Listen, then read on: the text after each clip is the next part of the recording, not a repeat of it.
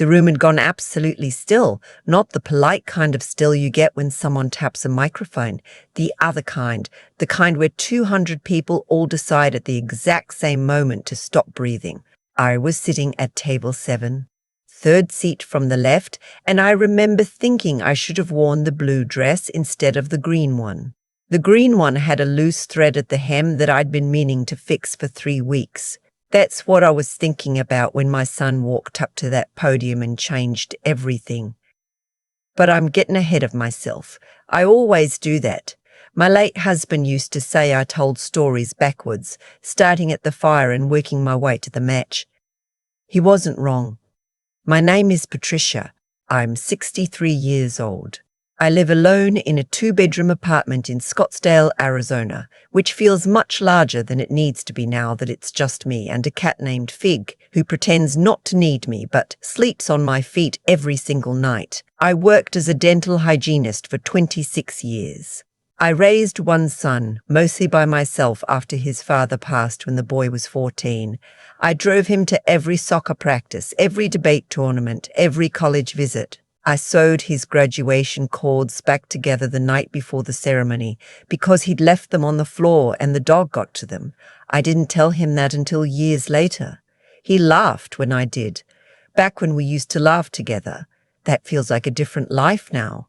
My son's name is Carson. He's 34. He runs a commercial real estate firm in Phoenix that he built from nothing, and I mean that sincerely. I am proud of what he's made of himself. He's sharp and he's driven, and he can walk into a room and make everyone feel like they were waiting for him specifically. I don't know where he got that. Not from me. I was always the one standing near the wall at parties, refilling the chip bowl. Carson got married 4 years ago to a woman named Justine who has very specific opinions about everything, including, apparently, me. I don't say that to be mean. I say it because it's true and because it matters to the story. After the wedding, something shifted. It was gradual at first, the way these things usually are. Fewer Sunday calls, plans that got cancelled a day before, birthdays acknowledged with a text instead of a visit. I told myself it was normal. They were busy. They had their life. I didn't want to be one of those mothers who made her child feel guilty for growing up, so I filled my time. I took a watercolor class at the Scottsdale Community Center on Tuesday mornings. I joined a book club that met at the library on the 3rd Saturday of every month. I planted tomatoes on my balcony, which never worked out the way the YouTube videos promised, but I kept trying. I was fine. I told people I was fine, and I mostly believed it. And then Carson called me in February. He didn't start with hello. He started with, Mom, I need a favor. His firm was hosting its annual client appreciation gala. Black tie, ballroom at the Phoenician, roughly 200 guests. His event coordinator had just quit, something about a contract dispute, and he needed someone to step in and handle the logistics. Vendor coordination, timeline, seating chart, the whole thing. He had 3 weeks. I can't pay you, he said, but you'd be doing me a huge favor, and you're so good at organizing things. I should have asked more questions. I should have said, Carson, I haven't done anything like this before, and maybe you need an actual professional. I should have said, if I'm saving you from hiring someone, the least you can do is acknowledge that. I didn't say any of those things. I said yes. I spent those 3 weeks living inside a spreadsheet. I negotiated with the florist over centerpiece costs. I tracked down a replacement audio technician when the original one double-booked himself. I drove to the Phoenician twice to walk the room and check sight lines and make sure the dietary restriction cards were placed correctly at each table setting. I lost sleep over the seating chart because Carson had 3 clients who apparently couldn't be within eyeline of each other for reasons he wouldn't fully explain. I figured it out. I always figure it out. Carson came by my apartment once during those 3 weeks. He sat on my couch, ate half my bag of pretzels, and scrolled through his phone while I walked him through the updated vendor list. When I finished, he said, "Looks good," and left. He didn't ask how I was doing. I noticed. I just didn't say anything about it. The night of the gala, I arrived early. I was there when the florists set up the centerpieces, there when the caterers did their final prep walk, there when the audio team ran their sound check. I wore the green dress. I pinned the hem myself that afternoon. By the time the guests arrived, everything was exactly where it was supposed to be, and I stood near the entrance holding my clipboard, which I realize is not exactly a glamorous accessory for a black tie event, but I'd stopped caring about glamorous a long time ago. Justine swept past me on her way in and said, "Oh, you're here," in the tone of voice people use when they meant to say something else. Carson spotted me from across the room. He waved. Not a come here wave. "Ah, you're fine over there" wave. I nodded and went back to my clipboard. The dinner portion went smoothly. I watched from the side as course after course came out on schedule. The speeches were going well. Carson was at the podium, comfortable and polished, working the room the way he always did. He'd been talking for about 10 minutes when he shifted gears. "Now," he said, leaning into the microphone with a grin, "we come to the fun part of the evening." There was a ripple of anticipation through the room. This was supposed to be a short charity auction, 3 or 4 items to benefit the Children's Hospital of Phoenix. I'd put it on the timeline myself. I knew exactly what was supposed to happen. What happened was not on the timeline. "We're going to start with something a little different this year," Carson said. He was still smiling. That easy, effortless smile that fills a room. Some of you may have noticed the woman near the back with the clipboard. That's my mum. She coordinated this entire event tonight. Everything you see, she organised. There was a scattering of applause. I felt my face get warm. I'm not good with attention. I never have been. "Now, my mum is a retired dental hygienist from Scottsdale," Carson continued, and his voice had taken on this playful edge that I recognized from when he was a teenager and was about to say something he knew was borderline. "She's 63. She likes watercolor painting and her cat. She has not seen a movie made after 2015 because she can never figure out which streaming service has it." Mild laughter. I stood very still. "So, in the spirit of tonight's auction," he said, spreading his hands wide, "I thought we'd open the bidding on an evening out with my very sweet, very ordinary, very, if ordinary, very ordinary, very," he paused for effect, "very boring mum." The laughter was louder this time. I had it the way you hear things in a dream, slightly muffled and wrong, like sound travelling through water. I remember the clipboard felt suddenly heavy. I remember looking at the tablecloth on table 7 and focusing on the fold in the fabric because I needed something to look at that wasn't 200 faces. Someone at a table near the front started it. $1. It was said the way people say things at parties when they want to be part of the joke. Carson pointed at him. "We have $1. Who's got 2? More laughter. Another voice. $2. I did not move. I don't know how I didn't move. I was 63 years old and I was standing in a hotel ballroom while my son auctioned an evening of my company to a room full of strangers as a punchline, and I was standing absolutely still because I genuinely did not know what else to do. "Come on," Carson called out to the room. "She makes great banana bread. That's got to be worth something." I thought about the 3 weeks, the spreadsheet, the seating chart, the drive to the Phoenician twice, the pretzels. I thought, this is what I am to him. Not the person who figured out his graduation chords, not the person who sat in the hospital waiting room alone for 4 hours when he had his appendix out and held his hand after and didn't leave until he fell asleep. Not the person who said yes when he called in February and needed a favor. I was banana bread and a clipboard and a joke at a black tie event. The bidding had stalled somewhere around $11. Carson was hamming it up, pretending to be outraged by the low numbers. Then, from the back of the room, a man stood up. I didn't know him. I had made the seating chart myself, and I did not recognize his face.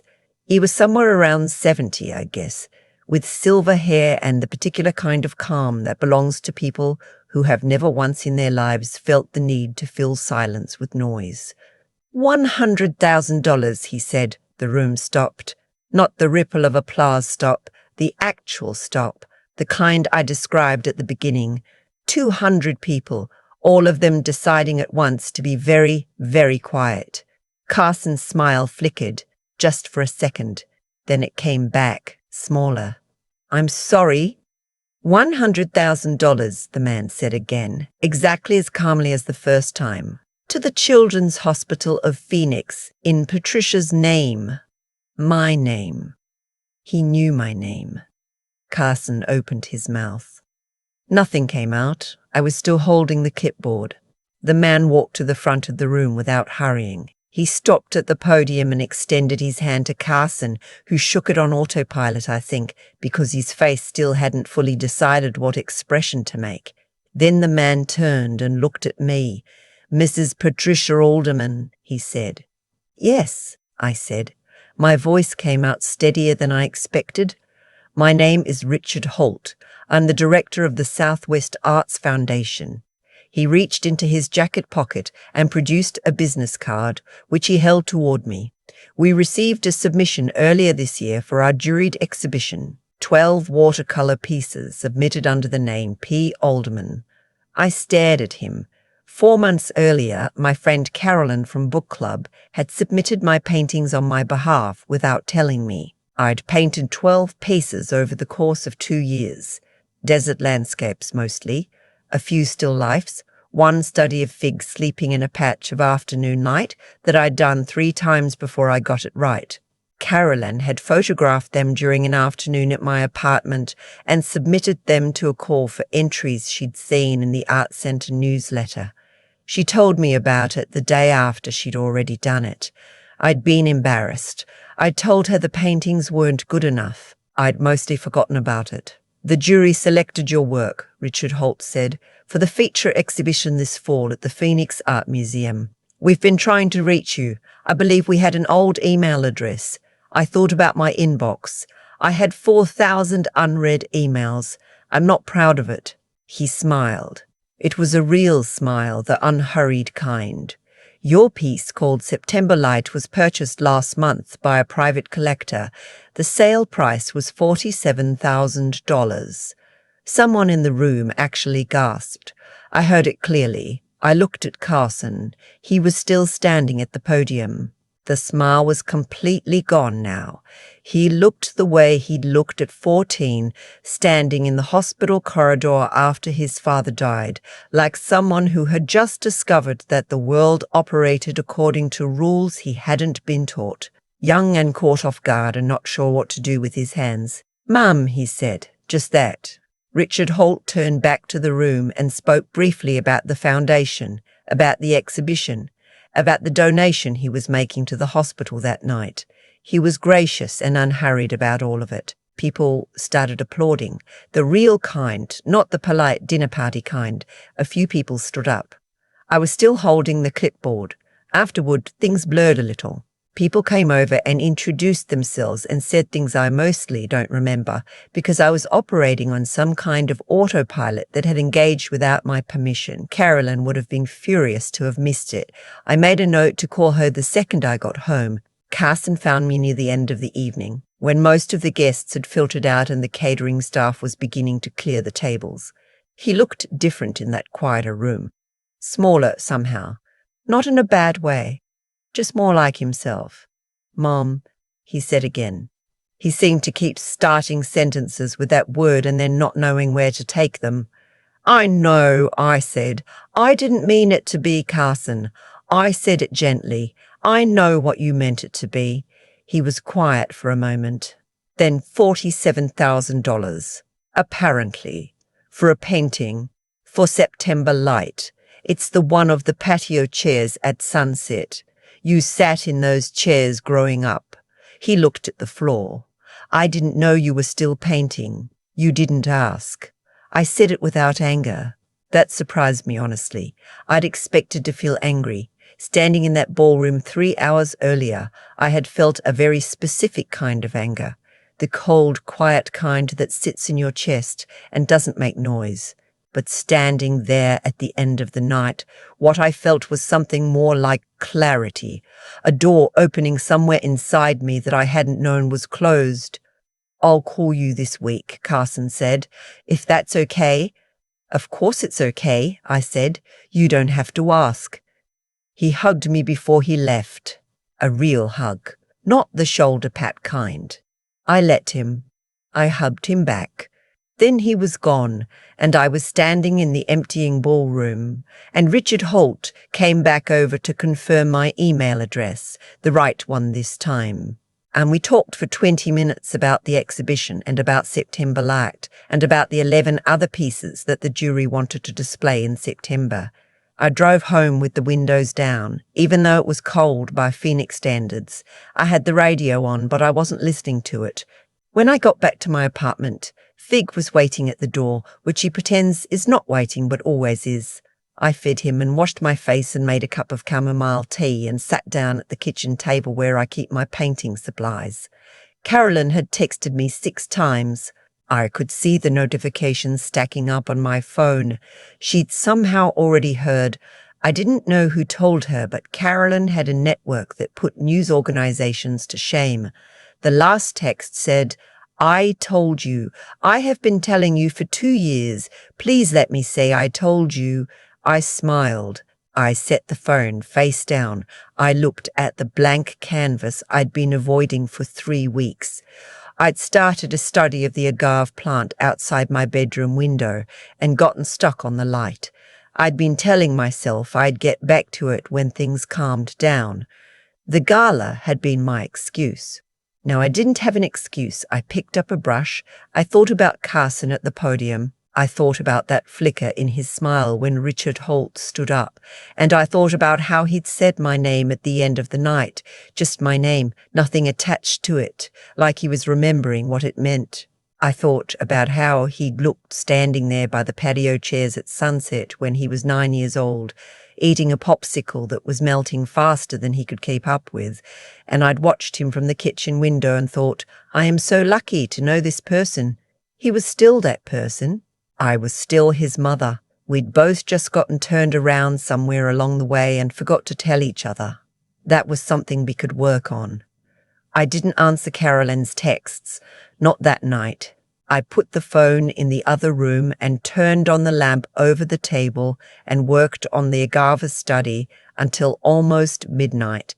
And for the first time in longer than I could remember, I lost track of time in the best possible way. Not because I was avoiding something, but because I was completely inside what I was doing. I figured out the light, eventually. I always do. I've been thinking a lot about that clipboard. I carried it into the Phoenician that night because it made me feel useful, like I had a reason to be there that nobody could argue with. That's a hard thing to admit, that I needed a clipboard to justify taking up space in a room full of people my son had invited, none of whom were there for me. I had organized the flowers and the seating and the sound check and the dietary cards, and still I felt like I needed something in my hands to prove I belonged. That's what happens when you spend years making yourself small for someone who never asked you to. You start doing it automatically. You stop noticing what happened that night with Richard Holt, the $100,000, the exhibition, the name of my painting announced in a room full of strangers who went completely quiet. None of that changed who I was. I want to be clear about that. I was the same person at the end of the evening that I was when I arrived. The paintings didn't get better the moment someone paid for one. September Light was the same painting it had always been. What changed was simply that the truth about it became visible to other people. And I think that's the part that matters most. Not the money, not the public moment, but the fact that the truth was always there. I had been painting for 2 years in my kitchen under a lamp, alone with Fig sleeping nearby. Not because I expected anyone to notice, but because it was the one thing I did that was entirely mine. No one could reorganize it. No one could reorganize it. No one could show up and eat my pretzels while I walked them through it. It was just me and the light and the agave plant outside the window and the feeling of getting something right after trying 4 times. Carson didn't create that, and his opinion of it, whatever that opinion was, couldn't have taken it away either. That's what I didn't understand when I was younger. I used to believe that the value of a thing depended on whether someone else confirmed it. I raised my son mostly alone and I was proud of it, but I still spent years waiting for someone to say, "Yes, Patricia, you did a good job," before I could fully believe it myself. That's not his fault. That's something I brought into the room long before he picked up a microphone. What I know now, standing on the other side of that evening, is this: the life you build quietly, the skills you develop when no one is watching, the work you do at midnight because you can't stop thinking about how to get the light right. That work is real. It doesn't need a stage. It doesn't need a bid. It was always real. Carson called me 4 days later. We talked for almost an hour, which is longer than we talked in probably 2 years. He asked about the exhibition. He asked about the other paintings. He asked about the other paintings. He asked very carefully if he could come see them sometime. I said yes. I meant it. He's still the boy who sat in those patio chairs eating a melting popsicle. I'm still his mother. We just have some catching up to do. The agave study is finished now. I think it's the best thing I've painted. I didn't title it yet. I've been sitting with it for a week, just looking. Carolyn says I should enter it in the spring jewelry show. She's probably right. She usually is. I'll figure out the title eventually. I always figure it out.